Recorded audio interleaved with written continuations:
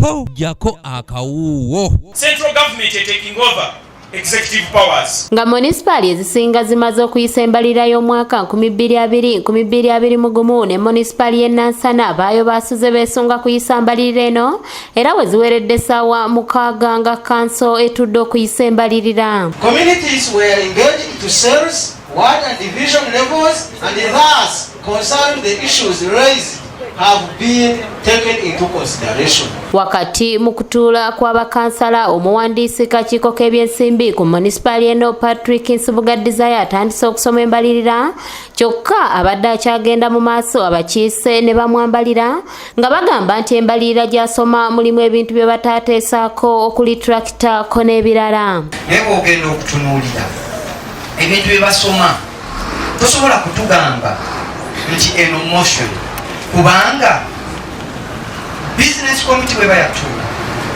nga mwatuula wano for 7 days ne mwonoona sente z'omusolo for 7 days. Kakati bwajja n'atugamba nti a new budget nga bonga executive baatuula ne meeya waabwe ne bakola budget era nga kyekyaleetera ne bakitte owekitiibwa meeya wa wano okubanga aboyikootinga kanse yasooka. Maybe bali eri mu office nga bakola budget yaabwe ey'empya gyali mutugamba. Bakansala balumiriza meeya bakitte Regina okuba emabega w'emivuyo gyonna ng'enteekateeka nnyingi ezizze ziteesebwako kyokka ne zirekebwawo nga tezikoleddwako. Nina LCs musanvu. Sina LC yali entumye grader. Singa mukama waffe yamanya nti yali ayagala kino yandikutte ebyalo 163.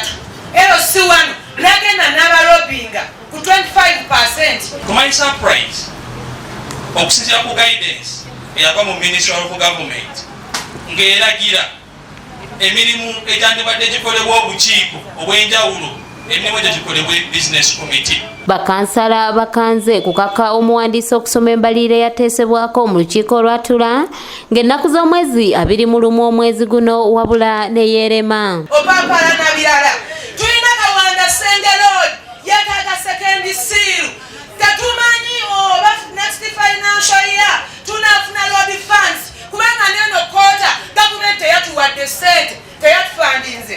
Kino kijje bakansala mu mbeera ne balumba meeya bakitte ne batandika okumulangira nga bagamba nti kati omuwandiisi atambulira ku ntolize ekimu ku biremesezza okusoma embalirira eyateesebwako. Order Babas, sit down. Kwenywa amazina yatefuka ogenda kumanya twajja kukiikirira abantu sasigwa omuntu omu. Tula wansi. Kale kansa yasooka yakola ebintu naye omulundi guno ogwokubiri ora nongu mubadde mukola ki? Mama, omubbi agoba nannyini bintu. Oluvannyuma lw'embalirira obutayisibwa, sipiika yeetondedde abakulembeze ababadde bayitiddwa okubadde RDC we Wakisooko n'abalala. Okuyisa budget y'e Nansana naye executive egaanye minister okusoma motion. So neetonda eri owekitiibwa honorable owekitiibwa RDC, owekitiibwa deputy RDC, owekitiibwa member wa parliament ababaddewo mujja kuba abajulizi ku kanso y'e Nansana because omulimu gwayo. Abakulembeze ab'enjawulo nga bakulembeddwamu RDC Rose Kirabira bavumiridde ekyabakulembeze abatalowooza ku be bakiikirira ne balowoolezanga embuto zaabwe zokka. Kyavudde mu ba councillors bennyini babadde bansabye nti genda be bayisa bajeti yaabwe naye ekikulu mu byo obulambulukufu nnimi okutegeera.